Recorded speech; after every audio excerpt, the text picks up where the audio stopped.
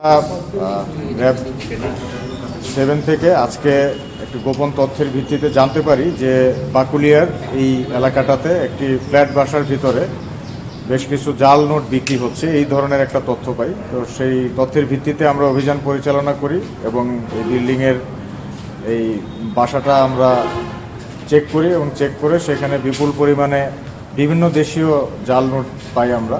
এর মধ্যে বাংলাদেশি টাকা রয়েছে, US ডলার রয়েছে, ইউনাইটেড আরব আমিরাতের দিরহাম রয়েছে, সৌদি রিয়াল রয়েছে এবং ইউরো রয়েছে। তো এই সব যে টাকাগুলো জাল তৈরি করেছে এগুলোর বর্তমানে বাজার মূল্যে যদি হিসাব করি, যদি এটা আসল হিসেবে তারা চালিয়ে দিতে পারতো, সেই ক্ষেত্রে 20 কোটি টাকা বা এর অধিক মূল্যের এই টাকাগুলোর মান হতো।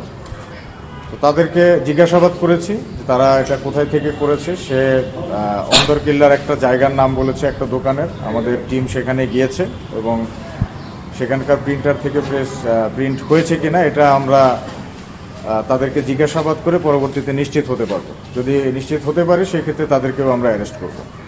এটা একটা বড় সিন্ডিকেট।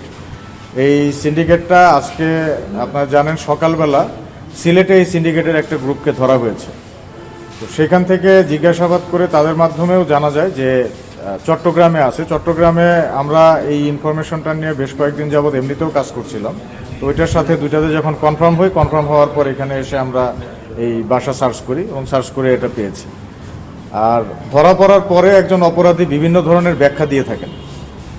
সে দাবি করছে সে দারাজে দিত, বিভিন্ন ধরনের সে শুটিংয়ের জন্য করেছে, মুভির জন্য। তো যখন তাকে সিনেমা বা নাটকের নাম বলতে বললাম যে কোন সিনেমা আর কোন নাটকে এটা ব্যবহার হয়েছে, সে বলতে পারেনি। তো এই ধরনের অনেক ধরনের লেম এক্সকিউজ আপনার অপরাধীরা দিয়ে থাকে। তো এটা তাকে আমরা অ্যারেস্ট করে আইনানুগ ব্যবস্থা গ্রহণ করছি। পরবর্তীতে বিস্তারিত জিজ্ঞাসাবাদের জন্য